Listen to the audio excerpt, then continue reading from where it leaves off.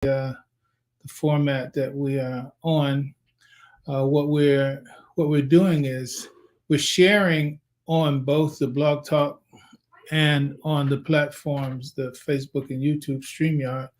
We're sharing those videos that we used to just pull down the audio and then do the video, or pardon me, then play the audio on Blog Talk only. But now, since we have the realization that we have the technology to also play it simultaneously, we don't have the delay that we have had in the past. In the past, we delayed the beginning of the wealth creation preservation for Facebook and YouTube because of the fact that we were playing the audio and didn't know how do you cross the two. Okay, got that solved. So what we're going to do is, and this will be going forward in the future, we'll be playing an audio visual, usually pulled from YouTube, an audio visual that speaks to one of the themes of the day. And the theme for today is actually following your bliss. Follow your bliss. Following your bliss is the path to wealth. The path to wealth is to follow your bliss. So we have several clips of very famous, well-known individuals. Maybe some in a minor way might not be as well-known, but they're no less rich.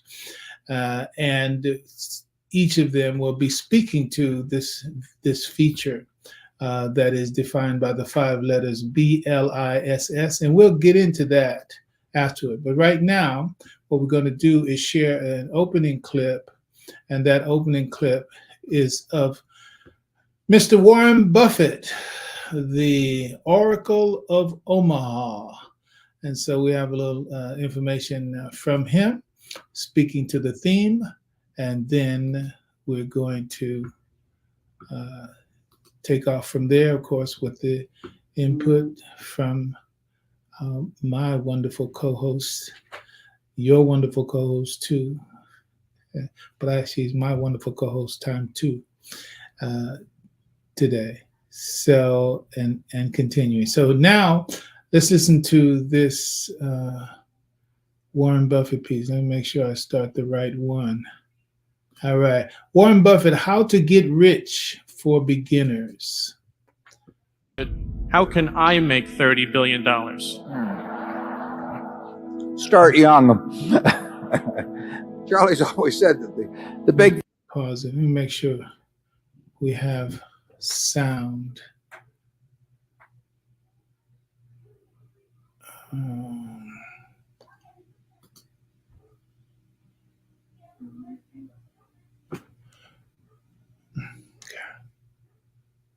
Camila, I need you to let me know when and if there is the sound. Yeah, we're doing all this live. Thing about it is we started building this little snowball on top of a very long hill. So we started at a very early age in rolling the snowball down. And of course, the snowball, the nature of compound interest is it behaves like a snowball. It's sticky snow. And the trick is to have a very long hill, which means either starting very young or living to be very... Okay, yeah, I had my speaker down. So we start all over. Mr. Buffett, how can I make $30 billion? Start young.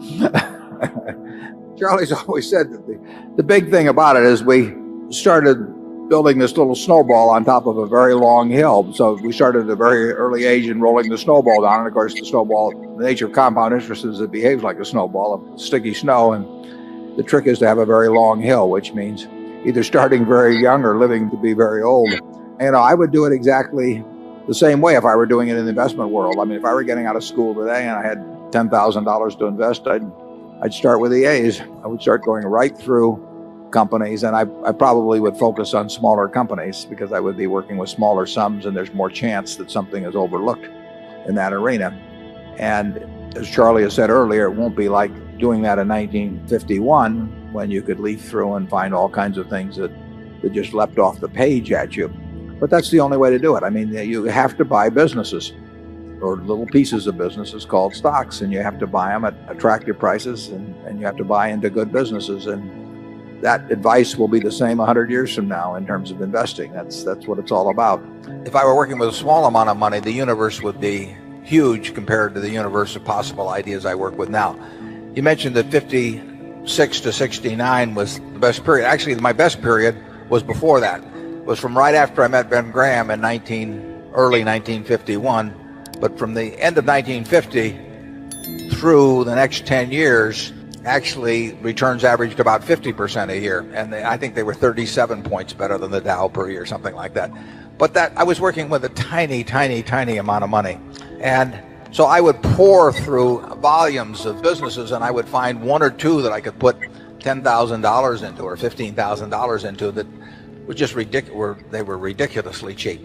And obviously, as the money increased, the universe of possible ideas started shrinking dramatically. The times were also better for doing it in that time. But I think if you're working with a small amount of money, with exactly the same background that Charlie and I have, and same ideas, same whatever ability we have, I think you can make very significant sums. But as soon as you start getting the money up into the millions, many millions, the curve on expectable results falls off just dramatically. But that's the nature of it. When you get up to things you can put millions of dollars into, you've got a lot of competition looking at that, and they're not looking as I did when I started. When I started, I went through the pages of the manuals page by page. I probably went through 20,000 pages in the Moody's Industrial, Transportation, Banks, and Finance manuals, and I did it twice. And I actually, looked at every business. I didn't look very hard at some. Well, that's not a practical way to invest tens or hundreds of millions of dollars. So I would say if you're working with a small sum of money and you're really interested in the business and willing to do the work, you will find something. If you were, there's no question about it in my mind. You will find some things that promise very large returns compared to what we will be able to deliver with large sums of money. Is business school worth it? Depends on the person.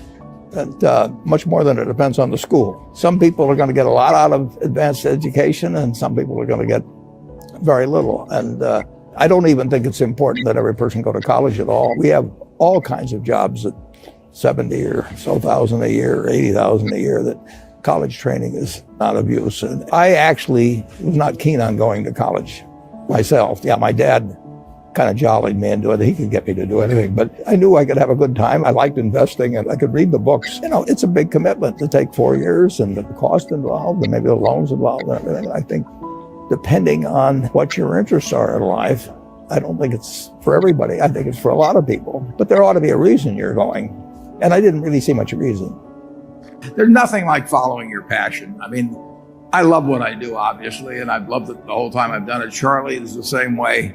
We have managers, they come, some of them went to business school, some of them didn't, they're all types. But the common factor, they're successful. The common factor is they love what they do, and you've got to find that in life. And some people are very lucky in finding it very early. It was dumb luck that my father happened to be in the securities business. So when I would go to his office, there were a lot of books to read, and I got entranced with that. But if he'd been in some other occupation, I think I would have read those books eventually, but it would have been a lot later. So if you find something that turns you on, my guess is you're going to do very well. And then the beauty of it is, in a sense, there's not that much competition. I mean, there are not a lot of people out there that are going to be running faster than you in the race that you elect to get into. And if you haven't found it yet, you may well have found it, but if you haven't found it yet, you've got to keep looking. And we've got 70 plus managers. Some of them didn't. We had one guy that didn't go to high school even, didn't they? Charlie and Rosner. Oh, yeah. He put in fourth grade, I think. Yeah. But, well, Mrs. B never went to school a day in her life, and when you go out to the Furniture Mart, I hope you go out this evening. We expect to set a record today in sales. What you are looking at on those 78 acres, is the largest home furnishing store, about 400 million of sales, largest store in the United States. And it comes from $500 of capital paid in by a woman that never went to school a day in her life and couldn't read or write.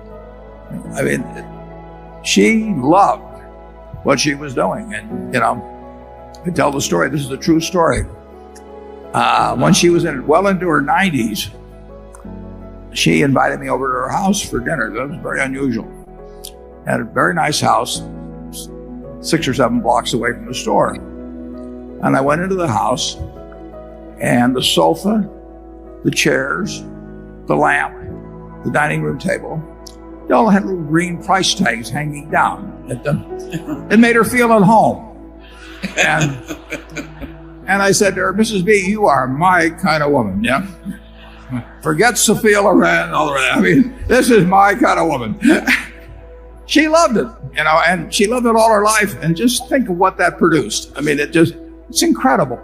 I mean, one time my dad used to quote Emerson that the power that lies within you is new in nature, and basically the power that was within Mrs. B was new in nature. And over a lifetime, it produced amazing things. So find your passion, and then don't let anything stop you.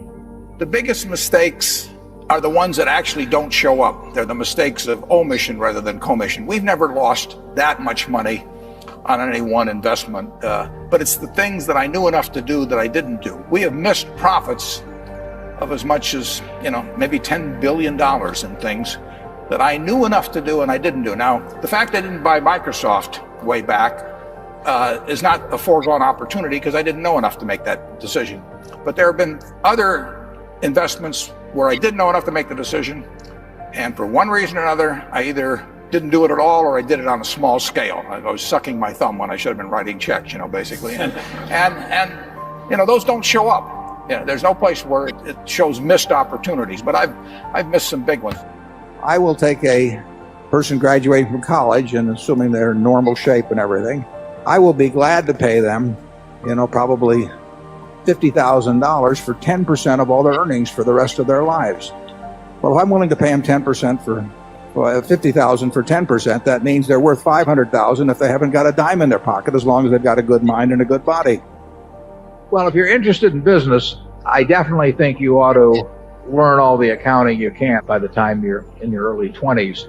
Accounting is the language of business. Now, that doesn't mean it's a perfect language, so you have to know the limitations of that language as well as all aspects of it. So I would advise you to learn accounting, and I would advise you to be, in terms of part-time employment or anything else, work in a number of businesses. There's nothing like seeing how business operates to build your judgment in the future about businesses. When you understand what kind of things are very competitive and what kind of things are less competitive and why that works that way, all of that adds to your knowledge. So I would do a lot of reading.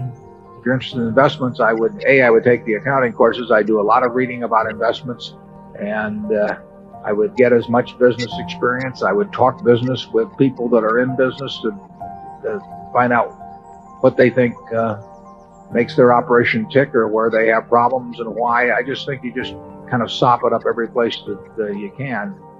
70 years ago, I was in high school, almost a third as long as the country has been around. And when I was in high school, I really only had 2 things on my mind: girls and cars. and I wasn't doing very well with girls, so we'll talk about cars. But let's just imagine that when we finish, I'm going to let each one of you pick out the car of your choice. Sounds good, doesn't it? Pick it out, any color, you name it. It'll be tied up with a bow, and it'll be at your house tomorrow. And you say, well, what's the catch? And the catch is that it's the only car you're going to get in your lifetime. Now, what are you going to do knowing that that's the only car you're ever going to have and you love that car? You're going to take care of it like you cannot believe. Now, what I'd like to suggest is you're not going to get only one car in your lifetime, but you're going to get one body and one mind, and that's all you're going to get. And that body and mind feels terrific now, but it has to last you a lifetime. The key is to, certainly in terms of your personal life, the most important decision you'll make is the spouse that most of you will likely have. And it's very important to surround yourself with people that are better than you are. You are going to move in the direction of the people you associate with. So I've been enormously lucky in that respect. I mean, I've just had teachers and friends and a spouse that really was a better person than I was, and I had enough sense to learn from these people that life went better if you behaved better yourself. And it took a while. So I advise you to seek out, as your partner in business, your partner in life, whatever it may be, look for the people that actually are examples to you rather than somebody that you think you need to straighten out yourself. And simple rules like that, delighting customers, working through other people, associating with people that will cause you to move in a better path than you might otherwise have, they will take you so far in life that it's hard to believe. All right. Alhamdulillah. So that is Mr. Warren Buffett, the Oracle of Omaha. You hearing me okay, sweetheart? All right, well. I can hear you great. Assalamu alaikum. Alaikum assalam. Are you getting a reverb or no? On the Blog Talk side, it is a echo. Okay, so let me. But not on the desktop. Okay, so okay, let me kill this off right here. Talk to me. Assalamu alaikum. Alaikum assalam. Alhamdulillah. So, okay. Should be no reverb now. All right. No reverb. Alhamdulillah. How you doing, beautiful? Alhamdulillah. Another day to get it right. So no complaints. I'm here. I'm smiling. I'm grateful. I'm constantly learning something new every single day through the chaos and the storm. I am having my Lieutenant Dan ride on the ship right now so that when the storm is over, I could collect all the shrimp. Okay. So yeah, you call that's it. What we on right now. Because that Lieutenant Dan moment was a trip, boy. Yeah, is that all you got? Is that all you got? 100%. That's wonderful. That's wonderful. All right, let me cut you loose and do what you do, boo. Yes, indeed. All right. Assalamu alaikum wa rahmatullahi wa barakatuh. Alaikum assalam wa rahmatullah. أعوذ بالله من الشيطان الرجيم بسم الله الرحمن الرحيم أشهد أن لا إله إلا الله وأشهد أن محمد رسول الله. Assalamu alaikum to everyone joining us on Blog Talk as well as live on Facebook and YouTube. The Imam, Baba, you're still not muted on the Blog Talk side. I can still hear you in the background. And so here we are. We made it here another Monday. And just even with the statement that I just made, to be able to smile through the challenges. I had a beautiful, most gifted, gifted conversation with my sister this morning. And I know that, the more I ask the questions of myself in my prayers, in understanding this life journey, this human experience, Allah never fails, never, ever, ever fails to send me something every single day that says, keep going. Just no doubt, and I can't help but to go on for this journey that I don't even, and I say this in a humorous way, but I do say this with me. I don't even have the luxury of having a breakdown.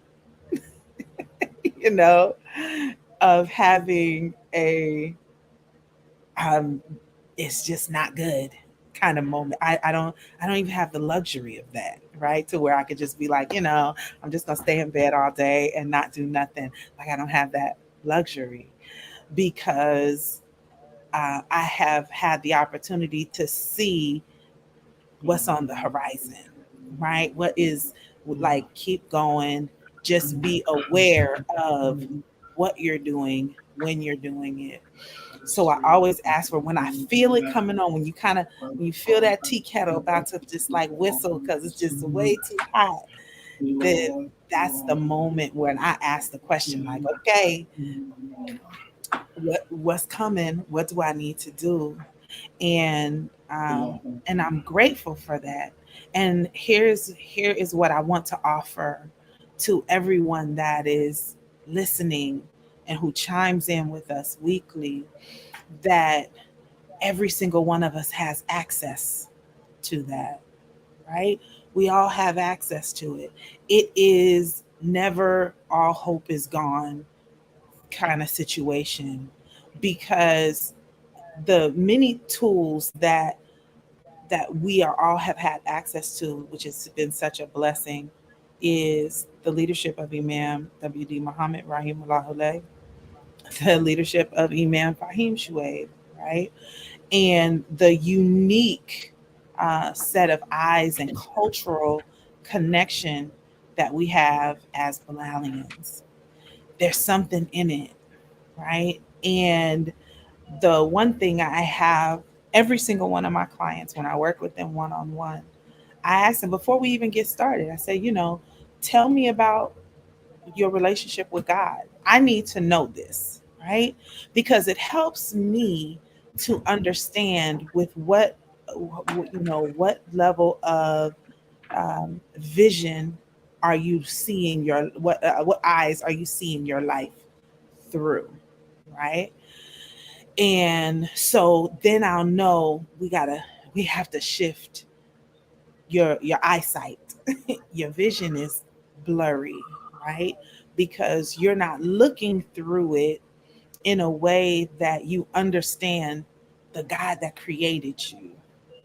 That's the best way I can word it, as I'm processing this thought of sharing this in the same way. So I'm always going to use myself as an example. The reason why is because I don't know everyone else's life, right? I just don't. I only know my life. I only know what my experiences are, and I offer tools that have helped me.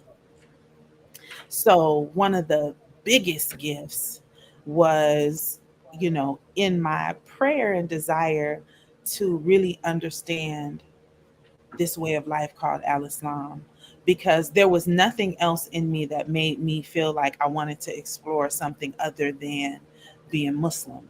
Right. There wasn't my heart never had a desire for like, okay, Islam, I'm not feeling it. Let me try it. No, it was just kind of like, this is what I have. How do I make this work? How does this work in my life? And so I said, I need to understand this way of life called Al-Islam. I need to understand it because why? I saw the evidence within people that were around me who were people that I admired, right? So the evidence of what Al-Islam can do for one's life was enough for me to go, I need to understand this way of life called Al-Islam and what it means to be Muslim, right? Because we say that we are Muslims, but the way of life of the Muslim is to live a life of Al-Islam. And so I was like, let me just go on this journey, because I would meet great individuals and who had such a broad insight into how they looked at life, how they worked through challenges, and how they just didn't give up, right? And I didn't measure success based on material things. I measured it based on character, right? How consistent people were. And I love the blessing that I have in Master War theme, because we got some real soldiers in there. Like I grew up watching people who were dedicated to the mission of creating community, who were dedicated to creating spaces of joy, dedicated to offering something to the youth in to the best of their ability. These are the things that I observed. And so I come back to that by asking us, how do you, what is it? Who is Allah to you? Is Allah most gracious, most merciful? Is Allah the rich and wealthy? Is Allah the one who answers all prayers? Is Allah, like, go through the 99 attributes. When have you provided an opportunity to experience those attributes of Allah? And we know that 99 is what we can comprehend, but it's like Allah is everything, right? It's just all the things. But this is what we have access to, right? And so when I when I made the prayer around really wanting to understand, my relationship to Allah, I immediately was given an assignment to speak one Ramadan session with Study Al-Islam. They were doing something on the 99 attributes. And at the time that the ask was made, I didn't connect the fact that I had prayed for it. This is just how Allah chose to deliver it, right? And in the delivery of it, as I was studying the very specific attributes, that they asked of me, I knew that was Allah communicating to me, this is who I am. Why? Because I was prepared to take on the responsibility of knowing my Lord.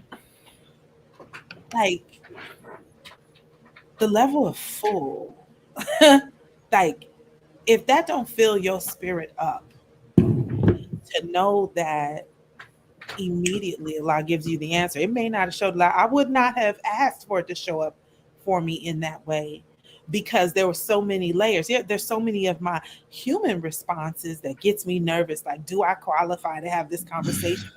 It's like, no. First of all, you asked to know me, and second of all, I'm gonna show you. By me showing you, you now are responsible to allow other people an opportunity to bear witness to who Allah is. So I say that to say, this life, this experience, this human experience that we are having right now, even in this very second, this very moment, that the first revelation that was bestowed upon the Prophet ﷺ was read. It was read. It wasn't read as in like this piece of paper, pen, and a book was placed in front of him and said, read. What was he reading? It wasn't the letters that were being read, right? It was squeezing something that was within him to come out. It was in you that had to come out, right? So what are you reading? You're reading your experience. You're reading your experience. You're reading your life, right? And in you reading this life, the communication that's taking place, that means we have to, then, it's like there's so much stuff coming down at one time. It's like when you're being a vendor of your own soul. Like, I love that hadith. Every time the Imam mentions it, I love it because I get it. So now when you as a vendor of your own soul daily, you have to pay attention.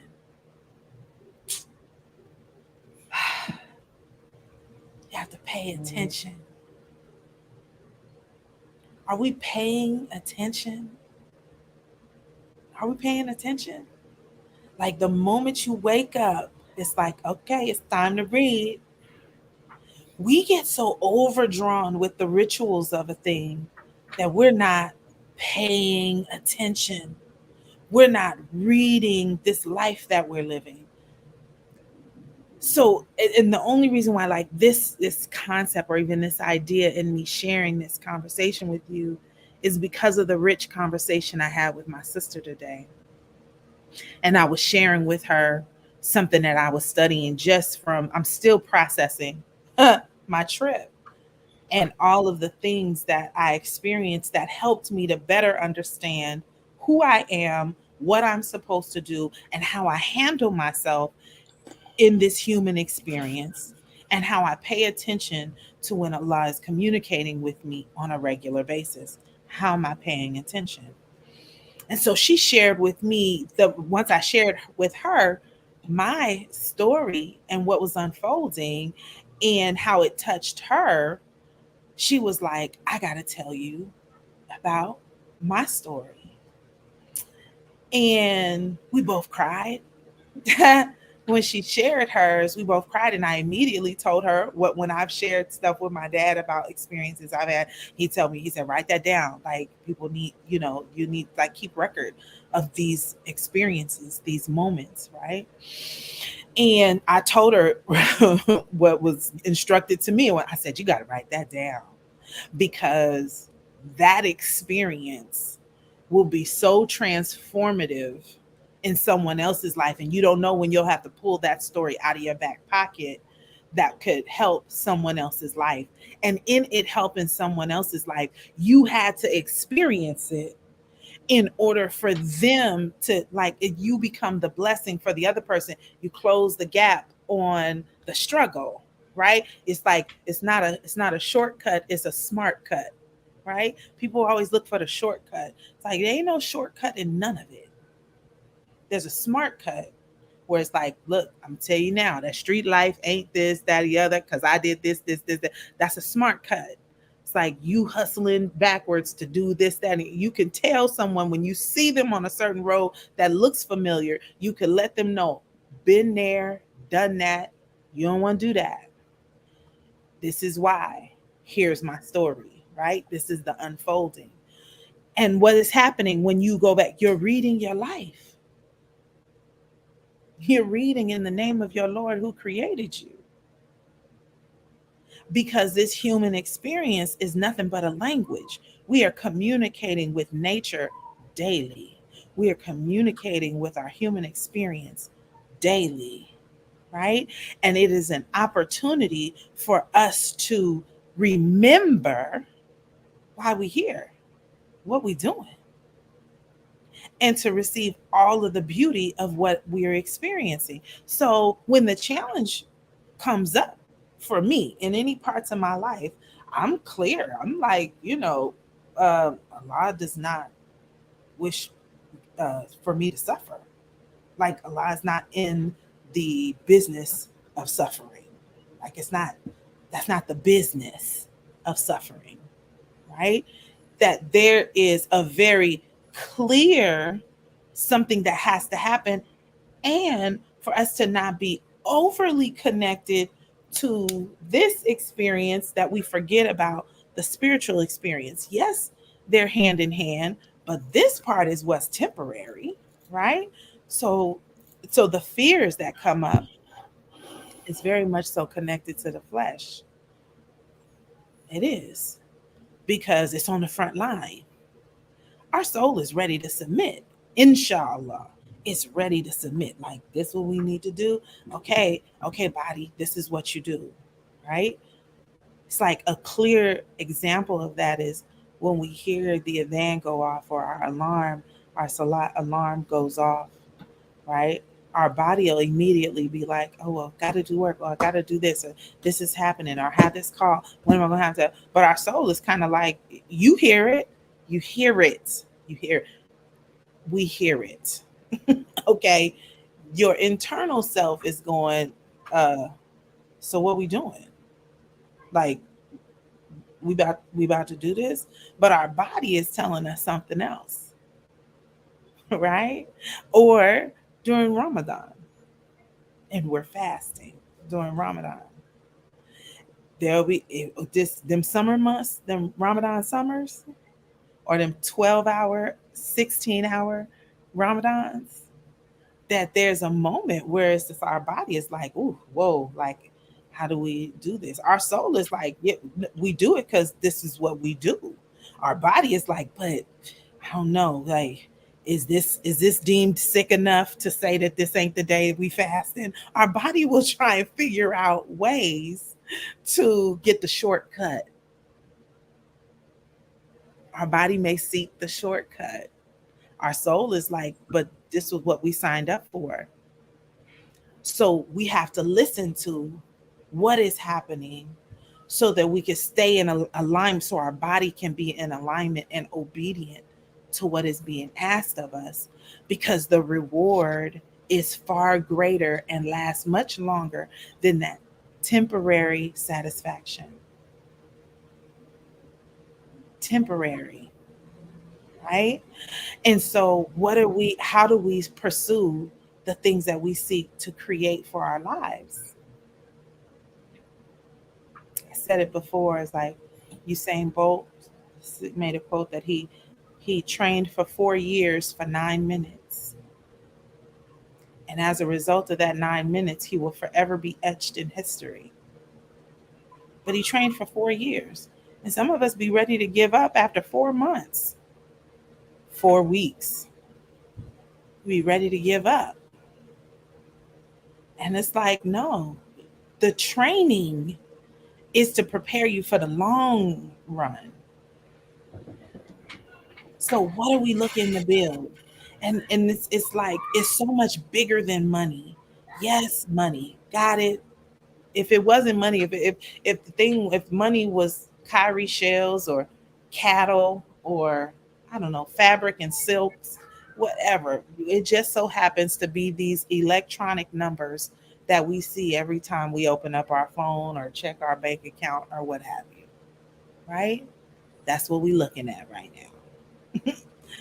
But even in that, we have to ask ourselves, like, how much are we willing to invest in the relationships? The relationships. Because that is a real currency. It's like, I can put all of this effort and energy into building my business, but then I got a crappy family relationship, or I have a crappy community relationship, or I'm a crappy auntie or sister.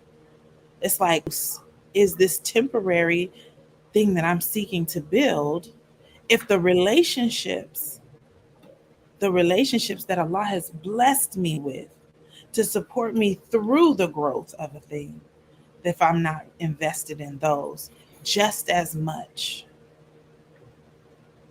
So the wealth to invest in a thing, it allows us to expand. This last point, just based on what was discussed in the video, is further for me to just feel this level and sense of gratitude for this has been the conversation that I have constantly been a part of all of my life about following your bliss. It never gets old. This conversation never gets old for me, right? That this ideal of following your bliss, think about whatever it is that you're paying for. Just like when we think about how we use our money, we will overthink where we place our money and how it is used, because we're thinking about how we got it in the first place. What does that mean, Camila? It means, like, if I have a job, if I work a job and I make a certain amount of income, and maybe I want to go on a trip, or maybe I want to,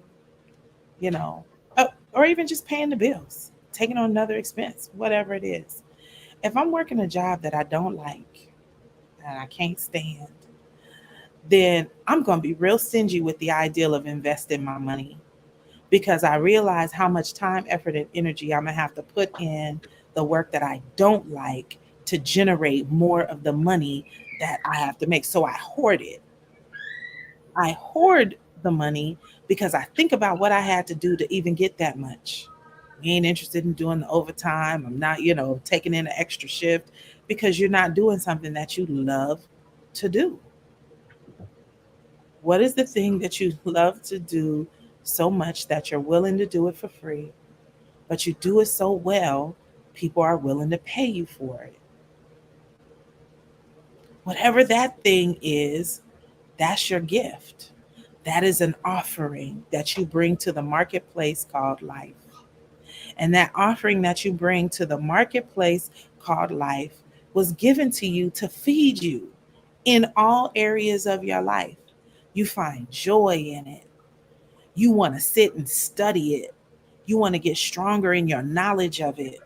You want to be the best at your craft in it. You study in new ways and new innovative ways to expand your craft and your knowledge and your understanding because you love it. Right? If you love to cook, I love cooking, right? So what do? You're going to figure out a way how to get that new mixer. You're going to figure out a way to get the latest and best, what is those called? Those cast iron skillets. You're going to figure it out because it feeds a different part of you that you can find joy in it. You enjoy having your friends over for dinner. You enjoy that you have joy in it. And then someone says to you, you know what, I'm doing a dinner party, but I don't really cook that well. Would you be willing to do that? And sometimes we make the grave mistake of just doing all of it for free. We make the grave mistake. And I'm not saying it's not okay to be charitable with your skill. Yes, it is. But a gift is your garden, and your garden is there to sustain you. You are the garden. And as you grow it will feed you and everyone else that experiences you. You don't have the gift and you hoard it and you hold on to it tight. No, you grow it. And when you grow it, you got all this vegetation. There's so much of yourself to give, right? You always bring these gifts and offerings to others that they're excited to see you coming and bring your skill to the marketplace called life. So stop playing ourselves short. Your gift is valuable. And every single one of us came to this planet with one. But like any other farmer, it takes time to grow it. It takes a level of understanding to get better at it. So we have to invest in our garden and do what is necessary to grow it so that it can sustain us and those that we love and continue to build legacy. And with that, I'm going to call the man back into the room. Alhamdulillah. Alhamdulillah Rabbil Alameen. Alhamdulillah. You got me now, right? I'm not muted anymore. Alhamdulillah, so wonderful. So wonderful. I could just sit here and smile at you all day. So we're not gonna do that. I gotta cut you off, and I'm gonna move on down the road. Stay tuned. Alhamdulillah. Yes, wonderful as always. And as I proceed, we want to go ahead and tick through some of the acknowledgments. I don't always get a chance to get to these, but we want their voices to be heard on this platform as well. Alhamdulillah. Exactly. That is very big. Invest in our garden so it can sustain it. That's big. That's big stuff. I mean, truly. And Allah has told us that. But again, repetition is the mother of learning. So when you hear it again, it's like you need to grow. The whole series that we've been. I mean, last Friday was part 16 on responsibly invest yourself in Juma, and there's usually an A and a B, let's call it. So bottom line, it's like for 16 series. So that's weeks. So it's like 4 months, round figures. We've been working with 10. This is no boast. I'm just telling you, this is how much of an ocean our life is. when we dive into it. And so just the foundational verses of that, I'll send you to them. 264, 264, 259, 2 Surah Baqarah. Look at those. It is telling you, you are the garden. You are the garden. And so when you know how to invest yourself, then that's how you sustain yourself, by self-investment. And it's you want a new word for the day, like Sesame Street. The word for the day is toroidal. Toroidal. You know how we used to have the dance move, right? The dance move with the hands going in like this, right? That's a physics principle, toroidal,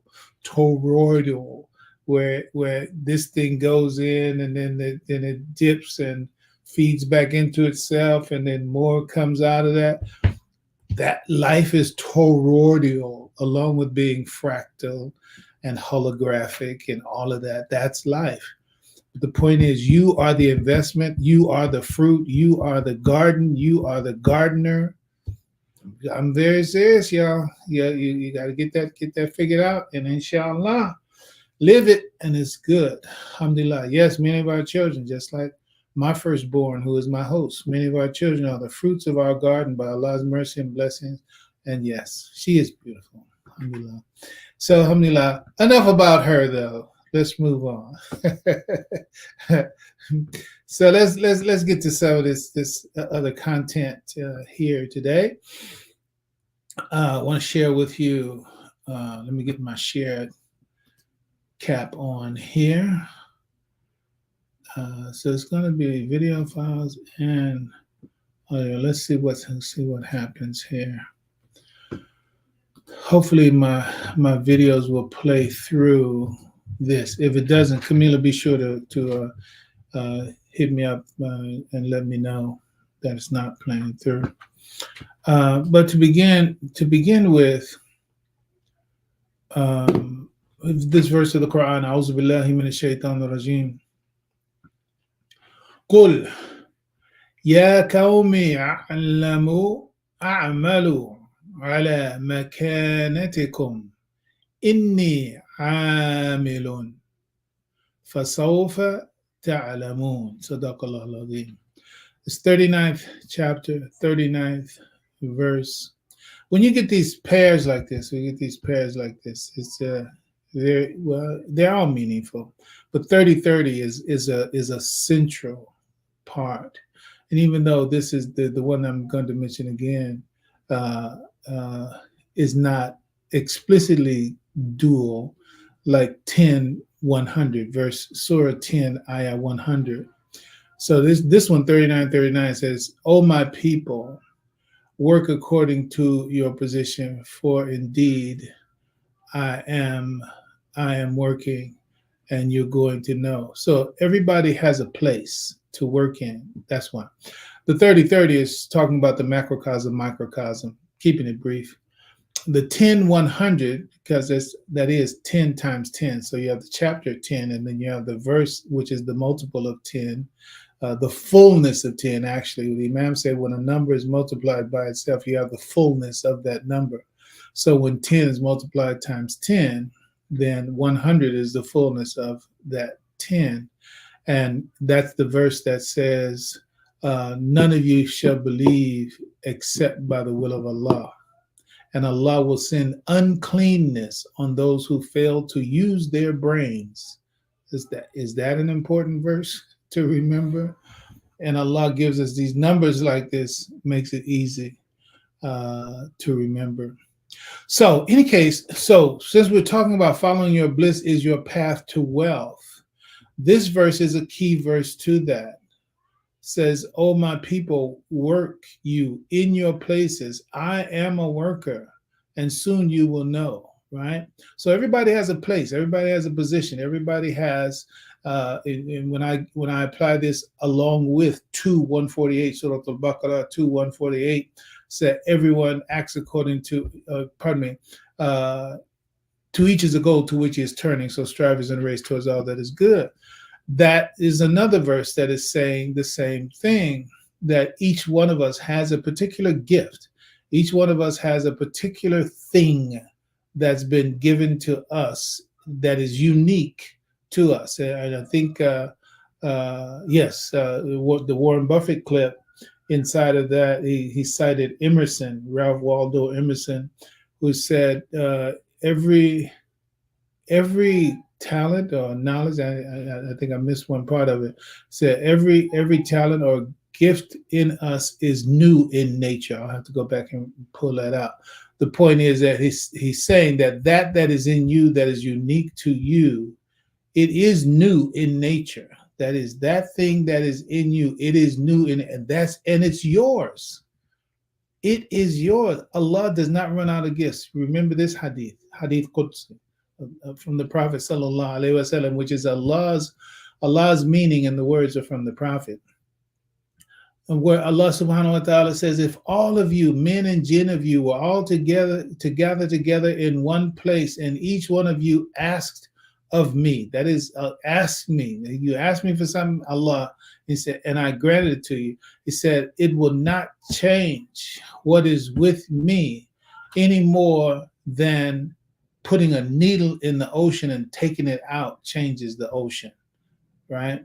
So what does that mean about God's gifts and what God owns and what God has, and the numerousness, the infinity, literally speaking, of Allah's creative wherewithal? It's like there's no limit to it. So each one of us have a unique gift. Each one of us have something special to us from Allah subhanahu wa ta'ala. So all of this is to say, you have to find out what that is. And this is the first letter, this B.L.I.S.S, explicitly stated. It's believe, locate, institutionalize, specialize, and then succeed. You have to believe that you have this unique talent that I'm speaking of right now, this unique gift from God. That is, you were born with it, right? I have a beautiful quote that it's just beautiful. It's coming. Next plate, very next plate. Belief, locate. Now you have to believe it's there. Then you have to locate it, right? Then you have to institutionalize it. Know what the discipline for it actually is. Get the science of that particular thing, right? Then specialize in that. That is, you be the definition of whatever that is. You are the specialist, right? And success comes naturally. It's automatically. The consequence of doing the previous four, then success is automatic. My brother Shahid, he has that success is automatic system as well. And a lot of Shahids. Okay, well, Shahid in Newark. Alhamdulillah. So work you in your places means that all of us have been endowed with abilities that are best suited, that we are best suited for. And that's where we should focus. That is what we should do to earn an income, because it's a value that you add to the world. It's a benefit that you bring to the world, and you bring it. And when people benefit by it, the natural consequence of it is a compensation for what you bring, and it will happen naturally because you bring that value. You bring that value, and Allah subhanahu wa ta'ala is the one who makes all that possible. So let's go to this next thing, which is it's just lovely. And let's look at it specific. This is Viola Davis. You all know Viola Davis. She is a multifaceted character, and she plays some characters that you love to hate. Also, so many of a number of these like Marvel-ish type movies. She has been the anti-hero, controlling folks like some evil black op. But alhamdulillah, that's the variety of her talent, right? And this statement she has about believing, right? She says, I think that everybody wants their life to mean something. She said, I believe in the Cherokee birth blessing, which is, that is, it's a prayer, right, of the Cherokee. And that is, may you live long enough to know why you were born. May you live long enough to know why you were born, right? I think, right now, sitting here looking at this picture, I mean, the picture grabbed me. Which one I'm talking about? The little girl picture, that elementary school picture. And looking at that, even in this moment, it's like, what was that child thinking at that time? What was that child thinking? What was that child's life at that time? What were their hopes or their aspirations? What were their experiences? What were their ups and downs? What were their parenting situations, et cetera, et cetera? And that's, I see that quite possibly as a way of us learning how to reflect ourselves. Just get a picture of yourself at whatever grade. Actually, and now that I'm talking through it, most of us are born in a generation where they were taking pictures, right? So go get pictures of you in your phases: elementary school, junior high school, college if you have them. And just, okay, what were they thinking at that time? What was on their mind? What kind of person were they? What were they focused on? What were they interested in, et cetera, et cetera? That's a good thing to do. But the idea here that we just want to point to is that the Cherokee blessing, may you live long enough to know why you were born. She goes on, I do believe that you literally want to blow a hole through this world in whatever way you can, meaning you want to have an impact. A lot of people don't know how to do that. A lot of people haven't found that thing that they are passionate about, that they can do. As Camila pointed out, Haja, she pointed out, what is that you enjoy doing so much that you're willing to do it for free, but you do it so well that people are willing to pay you for it? What is that? Have you found that yet? Someone said, when you do what you love, you'll never work again a day in your life, because it's not work when you're doing what you love doing and being compensated for it, right? Oh, and here's a recent discovery from your host. The word Job, J-O-B, we call it Job in the Bible, J-O-B, in Hebrew means persecution. The word J-O-B in Hebrew means persecution. Let me give you another thing from Hebrew, since it's on my mind right now. Proverbs. Just go look in Proverbs. I think it's 21:3. Don't hold me to the number though. I think it's 21:3. Says that the borrower is slave to the lender. The borrower is, and I believe it says, is always the slave to the lender. Okay, so debt slavery is understood. Okay, so going back. So the idea is that a lot of people haven't discovered what they're passionate about, that they can do. Some have, but we all are looking for that, blowing a hole through the earth before we leave it. I think about that in my work a lot. I really found that thing that I love to do. So I always want to make it meaningful. So she plays all these roles, and she gets you. Her roles are impactful, whether you love her or you hate her in a role. That's it. And that overcoming the lookism and overcoming the colorism and the racism in the industry that she's in, and I know there's a full rich story about that whole thing, but She never gave up, never gives up. And that's all a model example for all of us. So the first thing is you have to believe. You have to believe that there is something in you that is unique to you from the creator of you, that you were brought into this world to bring to the world. That's your mission. So if you haven't found that, you haven't found your mission. That's very critical. I'm going to take a pause right here so that you can really reflect on it. If you haven't found the reason for which Allah brought you into this world for you to give to the people, then you haven't found yet your reason for living. Keep that in mind. So, Elon Musk. So I'm about to just run through everything that happens from here are just some examples of people. But I've had, alhamdulillah, I've had a broad range. Like Haja Camila does journals, her beautiful journals. We have to get that location of how they can get those journals back on the site when I come back to the studio.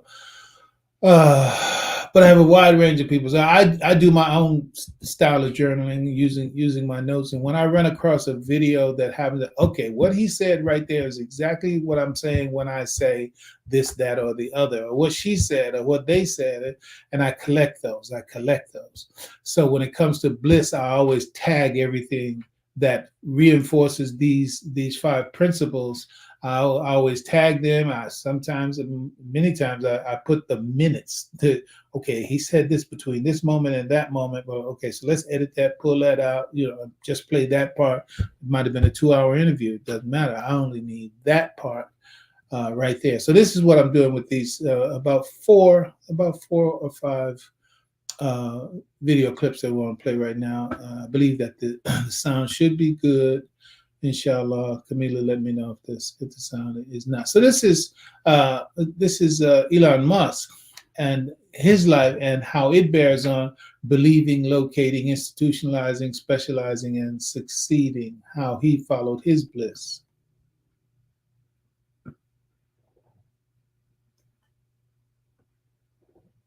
Have some kind of perfect plan to go from a small town kid in South Africa to a multinational billionaire? Well, no, not really. Not in the beginning, at least, anyway. I mean, I should say that, when I was a kid, I didn't really have any grand designs. I mean, the reason I started programming computers is because I like Can't hear it and I play lots of computer games. At the age of 10, Elon Musk simply... Hold up.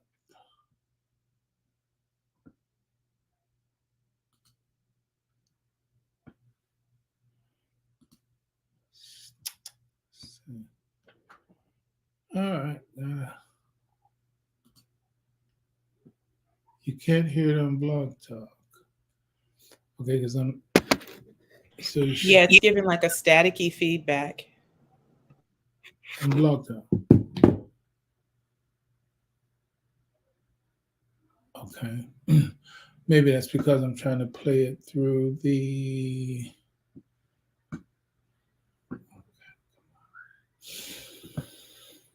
So many windows. All right, hold on, y'all. Thank you for your patience. When I do this, I'm going to take that out for now, and I'm going to play it directly from my...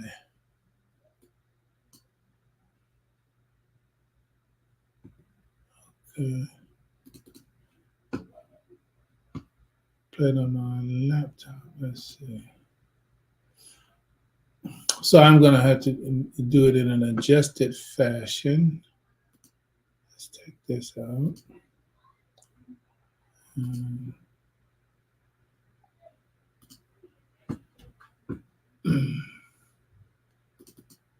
This should be... So by this point, we could probably agree that Elon Musk was born with somewhat of a creative superpower. So with this in mind, did he have some kind of perfect plan to go from a small town kid in South Africa to a multinational billionaire? Well, no, not really. Not in the beginning, at least, anyway. I mean, I should say that, when I was a kid, I didn't really have any grand designs. I mean, the reason I started programming computers is because I like computer games.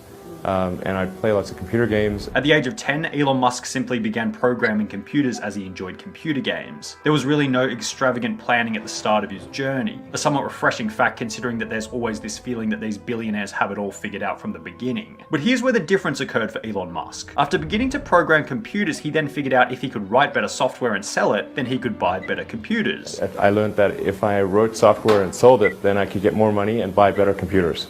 So it wasn't really, with some grand vision or anything. After learning to code at the age of 10, Elon Musk realized that a magazine by the name of PC and Office Technology would buy different pieces of software to publish in their magazine. There was a computer magazine that you could sell software to and then publish the software and then send you a check. After making this discovery, Elon decided to create his first piece of gaming software called B.L.I.S.S, a game somewhat similar to the popular game Space Invaders. This game was then sold to the magazine for a price of $500. I taught myself how to program computers when I was a kid, and bought my first computer when I was 10 and sold my first commercial program when I was 12. Not exactly a bad start for any 12-year-old looking to pursue programming pathways.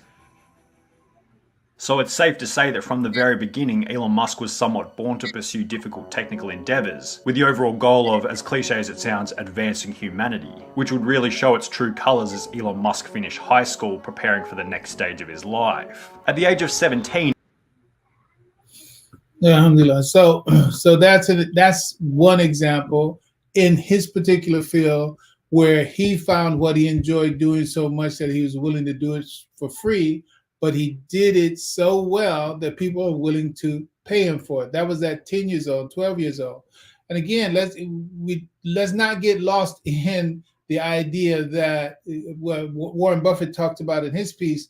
We talked about, well, one of the ways to get wealthy is, be able to get a snowball at the top of the hill and very high on it. And so it's sticky enough, and when it rolls down the hill, then it accumulates this great mass. He says, so either you got to start early or live for a long time. But I don't want us to check ourselves out based on the clock. I look at myself as 71 years old, and I got to be comfortable at saying that and not have no problem with it. The issue is that as long as you are alive, then you are either doing what Allah has intended for you to do, and your life is not going to end until you do it, or you have not yet discovered it, and mashallah, inshallah, you still have an opportunity to discover it. So the idea is that don't live by the clock, as the Imam said. Don't live by the calendar, live by the spirit. So don't give up on yourself for as far as that time and your ability to discover that capability and that potential. If you're still alive, then it's still in you, and therefore you still have opportunity to do so. So I'm gonna continue to tick down some of these other examples. I want to do Quentin Tarantino right now, and of course he's known for the film industry. And let's listen to what Tarantino has to say. And where are we at here?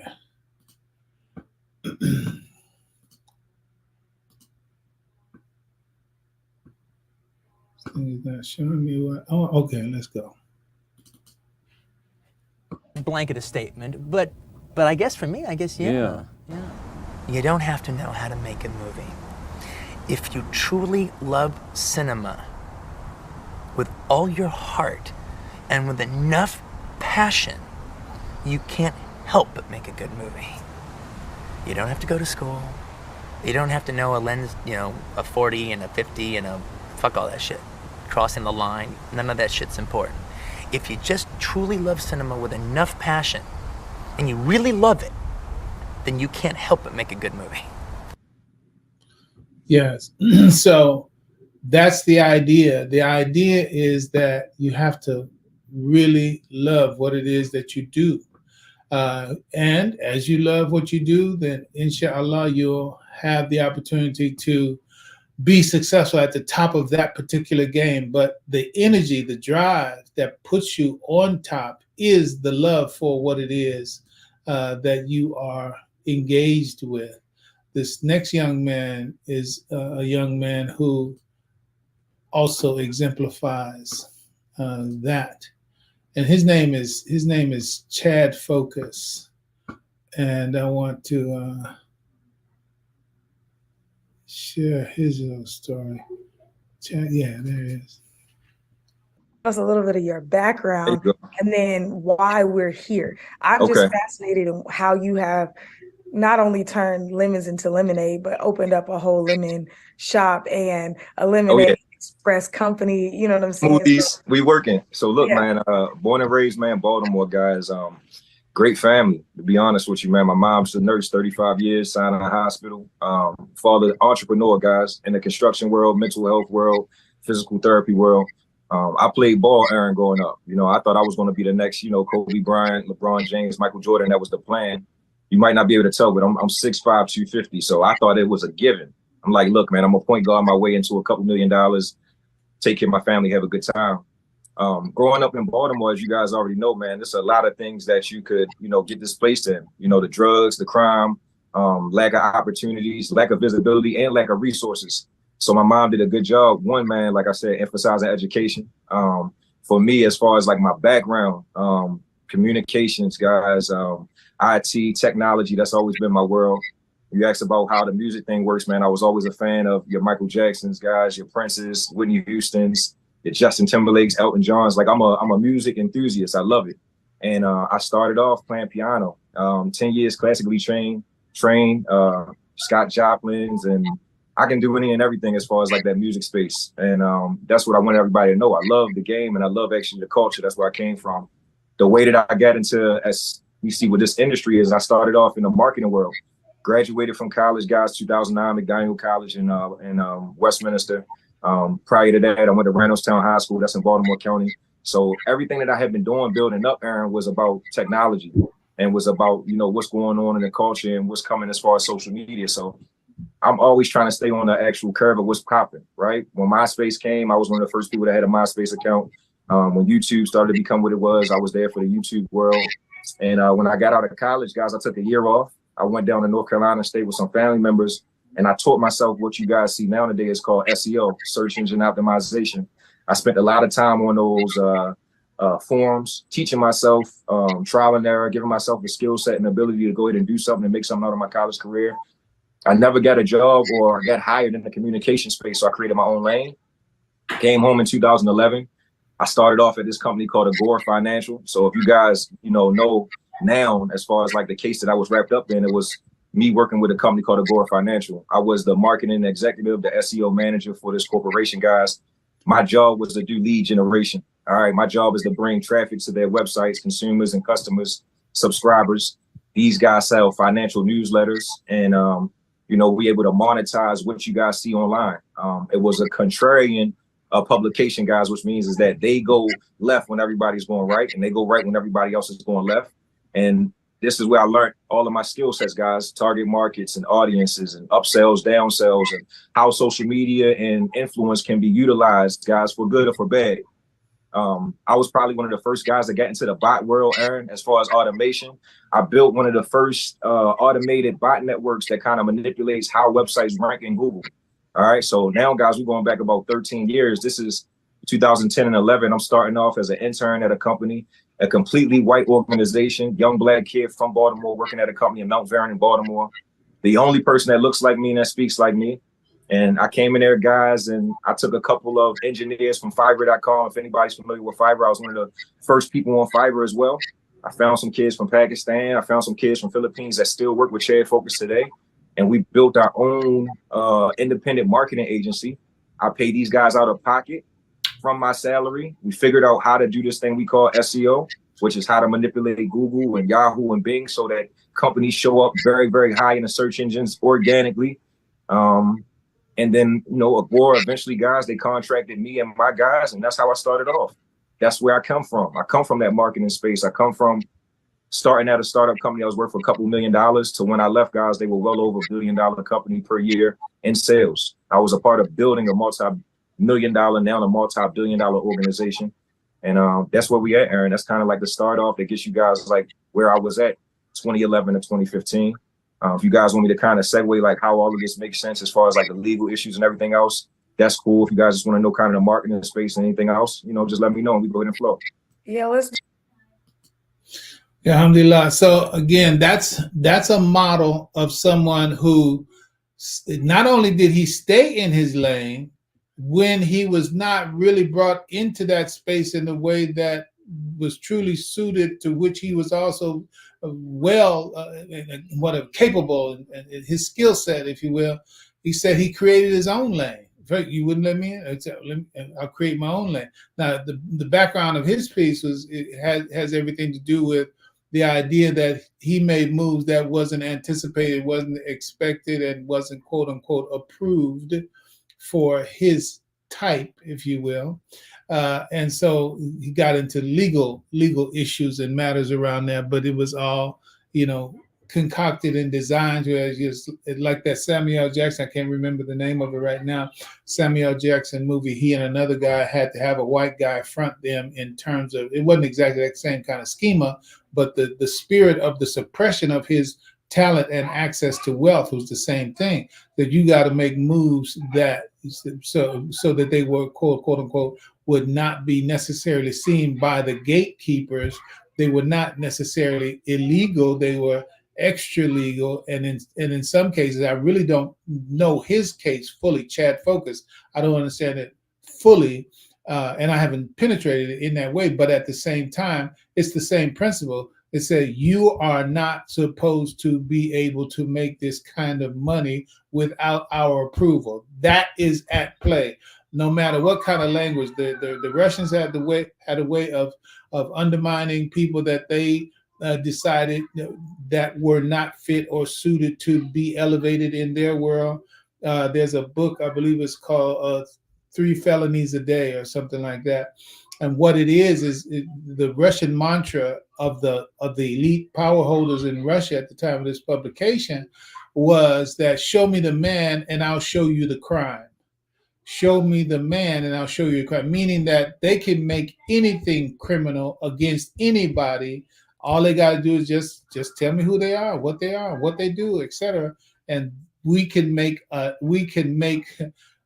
them a criminal just based on the things that they do normally because of the way that we manage and manipulate our system. MashaAllah. I mean, that is the nature of it. So that's how he got caught up. But the point, he's still pushing. There's one piece online right now where he's still generating $70,000 a month right now. This is after the jail, after the other controversies and the like. So the point is that once that talent, once that gift is in place and at work, if that's the thing that God sent you here to do, that's your mission. And so you're under a very special kind of protection. This is my belief, alhamdulillah. So let's look at something further in another field. Let's go a little to a broader field. And this is into the field of physics. So we have Sir Roger Penrose, who's a Nobel Prize winner in 2020. It's obviously a difficult question. Because if I'm asked, what interested me, and I say what interested me and what got me fired up and so on, but that could be quite different for somebody else. And I certainly, as I said, I think before with mathematics, people think in different ways. And to give a general piece of advice about, how you should think about things is probably not a good idea. But what I would say is do what you find exciting and do what you find beautiful, and or do what suits you, your own way of thinking. And so it might not be my advice to myself. So if I say what I find useful to think about, might not be the right advice for somebody else, because people do think in different ways. So I think the general comment I would make is simply do what you find exciting in the physics, what you find fascinating. And that can be, but it may even be just going off into a not very physical area, very much a pure mathematical direction. That's fine too. But if it's going to be physics, there's a lot of exciting things in physics, and many of the weird things going on which are true in physics. Those are things to pay attention to and to talk about and think about. And I guess that's the best I can do. So my effort right now, and I have one more to go, is for us to to grasp that this is a law in human existence. This is a universal principle in human existence. So we talk about in different fields of endeavor, different activities, each one of them at base is grounded in the interest, the passion, the desire, the joy.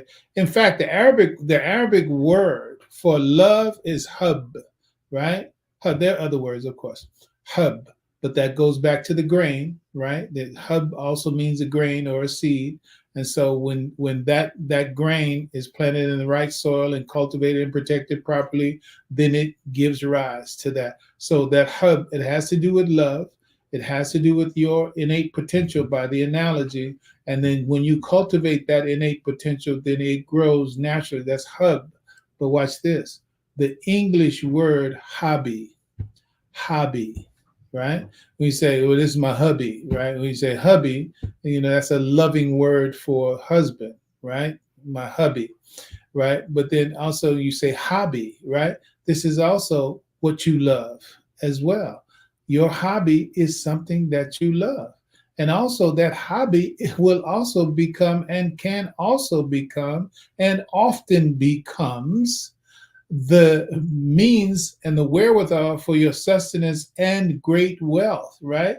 The computer hobby of Elon Musk and also of the Apple team, Wozniak and Steve Jobs, right? Hobby, right? This hobby, and how many other people's hobbies have made them immensely wealthy. Artists, hobby. Okay, you got it.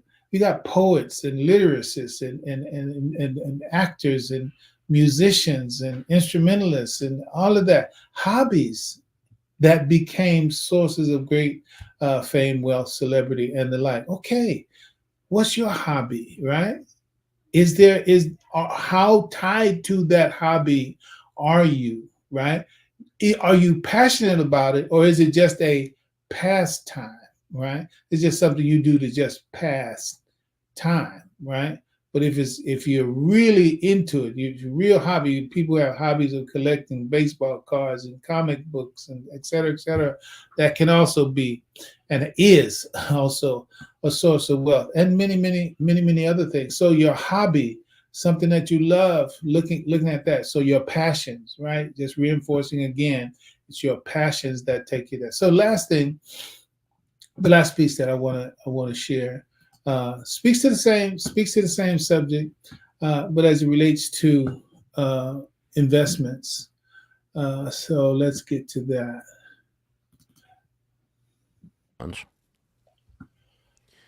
So I'm gonna pivot a little bit on the investing side, because I wanted to give you something that you might not know. But you did a podcast with Graham Stephan, and that was fun. He's a great guy. Yeah, Graham's a nice guy. He's done a great job too on his stuff, man. He's followed in your footsteps in a lot of ways. Well, he's different, but I mean, he's good. We like him. Yeah, Graham's a good dude, and he showed you his investment portfolio. Oh yeah, that's like a thing he does when he has people on. I'm like, I don't know, Graham. I don't know if I'm qualified to help you with that. Yeah. You said something to him that massively changed the direction of how we invested. Just so you know. Yeah. Whoa. So I just wanted to share that with you. So I think you had said loosely, well, before I look at this, if this were your brain or your knowledge or your experiences, what percentage of this pie would you say is real estate versus stocks versus anything else? And he said, well, because he had asked you, do you think I'm over-indexed on real estate? But when you asked him the question, he said, well, I mean, I guess probably 85% of my knowledge is around real estate. And I think his portfolio kind of reflected that. You were like, well, then that's a perfect mix for you. And for me, as we were coming out of our liquidity event, we'd probably taken about 40 million home before that. Wow, good for you. That's awesome. It's not 300. It was 300's gross, dude. I know. You know the difference in gross and net. But anyways, and so I had while I was growing the business, I basically just didn't really invest at all. I mean, I just put it in indexes and was like, I'll deal with it later. And then we had the liquidity event, and I talked to probably every guy that I know who was richer than me and was like, what should I do with all this? And the answers that I got were as different as there are people under the sun. Yep. which left me more confused than anything. And so the reason that that little piece of advice that you gave to Graham was so meaningful for me was that it was personalized, because everybody told me what they did and what had worked for them. But, you know, one of the guys I asked was like, oh, take all that and buy one huge building. And I was like, I don't know anything about, I was like, I don't want to risk everything on one building. He's like, well, I've been doing this 30 years. Like, that's what you should do. It's like, but I'm going to mess this up. That scares the crap out of me. Yeah. So, I have no idea. Tenants and termites and toilets and all that stuff. I have no idea how any of that stuff works. Right. And so when I thought back on, when I looked at that pie and thought, okay, well, what's my knowledge base? It was like, it's all business. Everything I've done has been business, and all the money I've made has been business. And so I showed that clip to Layla, my wife, and I was like, I think this is what we should do. I think we should just stick to business and just buy businesses and grow them. Ooh, and I love it. That's what we did with acquisition.com. Good for you. That's a great, wow. But that little piece of advice changed the direction of how we allocate all of our assets and what we do, because it's funny, because if I was going to write a $5 million check into a building, I got like, 3 or 4 deals that were around that size in terms of check size. And I'd get all the way to the end, and I was like, I don't know what I'm doing. And I'm just trusting that this is a good deal. Like I had the Excel sheet and the projector returns and all this stuff, and I was like, I don't feel good about this because I don't know. When on the flip side, if I'm going to write a $5 million check into a business, I feel fine about it, because I'm like, oh, I know how. Like I don't know everything, obviously. No, there's a but million things you could go wrong. it's your sandbox, right? Yeah. And so, anyway, that's beautiful. I love that. That's what happened was we had a product that we called Wealth Coach for a little while, and we ended up doing these very small, but I don't know, we charged more than we ever charged, like $1,000 or something. We always charged $20 so to come to this little seminars, and we would end up talking to these people that were millionaires or 5 million or 10 million, and I kept asking them, okay, what do you put money into? Because they've actually done it. They had money. Like you've actually done it. You have money. And so it's not someone with a theory on TikTok, And so what I kept hearing from them was this array of all kinds of different things. So the answer to the question wasn't a certain investment made them rich. What it was they put money in stuff they knew. Yeah. And I mean, one guy was a car dealer, and he had a massive classic car collection, which for an ego-driven person is a horrible idea, right? But because you can lose your butt in any kind of collectible, But for somebody that is in the car business, and his grandfather had a dealership, and his father had a dealership, and he knows that, loves it. Yeah. He goes out in the garage and pets the cars. I mean, so guess what? He's making that portfolio seriously gave him a great return. Now, do I recommend to the general public go get a car? No, put money in stuff you understand and you love, and don't put money in stuff because it sounds fancy, or somebody, it sounds sophisticated. Because there's something that happens when you get money. You think that everybody that has money is sophisticated about their investing. And what I figured out is almost no one is. Yeah. They're very primitive. I mean, a lot of people I talked to were farmers, and you know what they got? Lots of land. They got dirt, man. That's it. Just dirt. And it doesn't even, they don't even necessarily plant it, but they just buy dirt. And one guy had 8,000 acres of dirt, and I'm like, God, in Kansas, I'm like, golly, I wouldn't need more dirt, because I don't know anything about that kind of dirt. I like real estate, but that would scare me to death. Yeah. But for him, it was the most comfortable, natural thing in the world, to your point. And so I just learned that put money in stuff you love and you understand. Don't put money in stuff because it sounds sophisticated, because you're getting ready to lose your butt, because you're trusting some guy who doesn't have any money, who's trying to sell you something, and driving a bad car. And we won't name the bad car, but anyway, that's where that came from. Was just anecdotally hanging out with those folks and researching it, and it gave me peace, because I was starting to make bank for the first time, and I'm like, I need to be like doing double backflip limited family partnerships or some kind of crap. I don't even know what they are, but I probably ought to be doing one if I'm making this kind of money. And then you talk to a guy and he's like, yeah, you ought to do a double backflip with a twist. And I'm like, yeah, but get right up to it. And I'm going, I don't half understand. No, I think I'd rather just bury it in the backyard than that, because at least I know where it is, Yeah. So alhamdulillah, someone called Haja back into the room, because those are the ones that we wanted to share today. So we've actually acknowledged everybody that's chimed in online with any commentary. So this is a shorter day. Anything you want to amplify from before, during, or after, and then otherwise we're going to check out. Anybody has any comments that you want to hear from Facebook or YouTube? Go ahead and type it in. Inshallah, it'll come through, and we'll have a chance to post it up.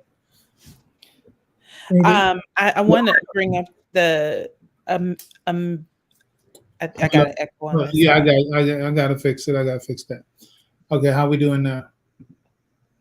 I'm good.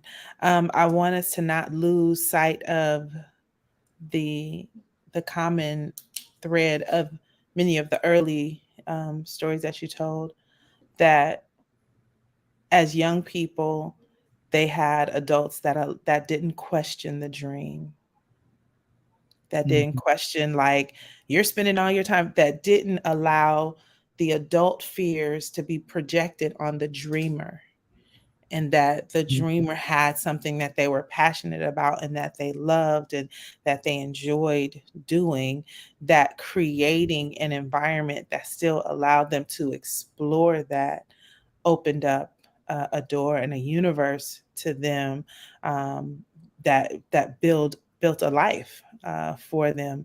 So it's important, like, even if we're thinking about, as adults and not being stuck on it's too late for me or what have you, there's always time, and there's always an opportunity for you to invest yourself in someone else, in a young person's dream, and offer the mentorship and offer the support.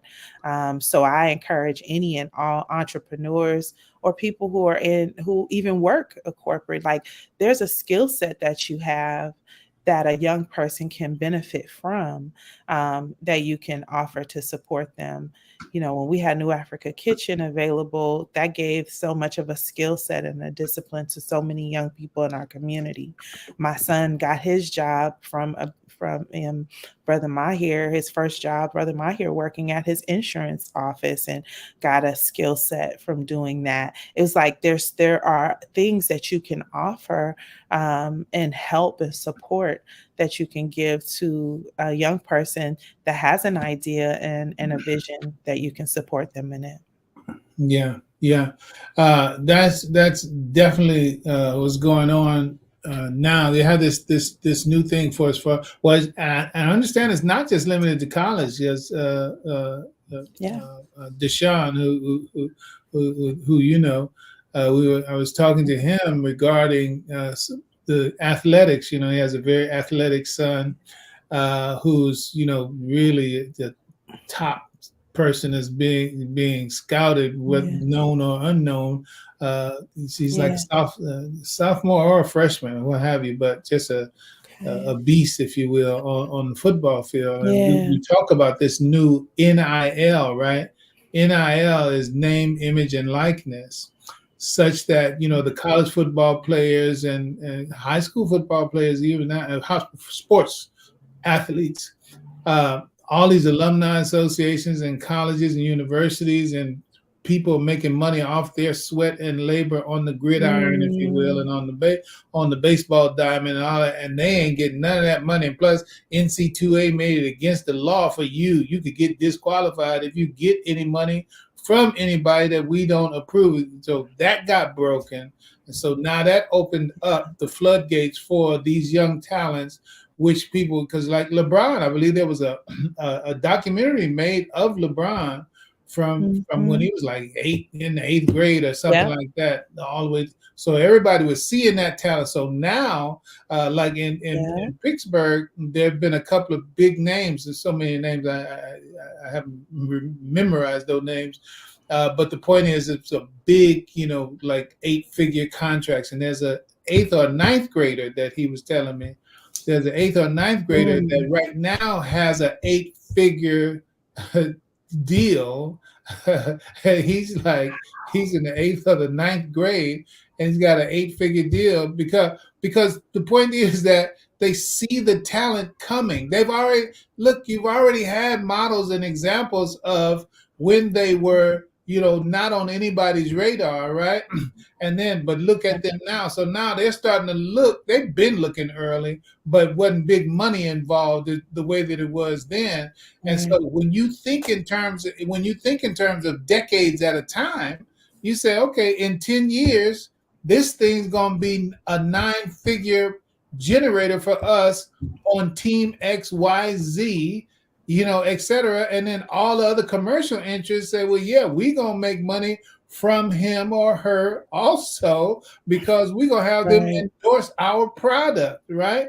So they're already looking at 10 years. So it's a 10-year investment in this 8th grader, in this 9th grader, to put 8 figures on them, because multiply that by 10, because that's what they're going to get out the deal. They become a whole. Okay, so all that is to say that we're surrounded by raw, unrealized talent and potential in the young people. Talk about gardens. That's our garden. Look, how many LeBrons did Akron need to get put on the map the way it was put on the map? Right? So the idea is that is what we have to do. We have to look at the talent around us and invest in that talent. And it is the investment in the talent that creates, by nature, a sense of indebtedness to the people that invested in that talent and made it possible. So we got to stop failing to make that investment. And I'm going to tell you, our Jewish brothers and sisters, praise be to Allah, horrible things going on in occupied Palestine right now. May Allah have mercy on all the innocent. But that being said, that Jewish people, if they see a Henry Kissinger in the 2nd grade, they say, oh, did you see how he just negotiated that situation with his seatmate? Okay, he looked like he might be a fine lawyer or ambassador someday. So let's put him on that track right now. Yeah. So they start angling and aiming them and nurturing them and influencing them with what would further, how can you say, energize that potential and bring it out and make it more and more competent for the benefit of the people who are cultivating them. That's what we have to do much more of. Yes. Yeah, and the movie, like there was a documentary of LeBron, but I watched the movie based on his story called Shooting Stars. Is Chef's Kiss. It was excellent. And I don't know why it took me so long to watch it, but it's very, very good. Shooting Stars. Okay. Shooting Stars. What I'm thinking about is Above the Rim too. Above the Rim. I think that's the name of it. Let me take a quick look before we fully sign out. Okay. Let's see.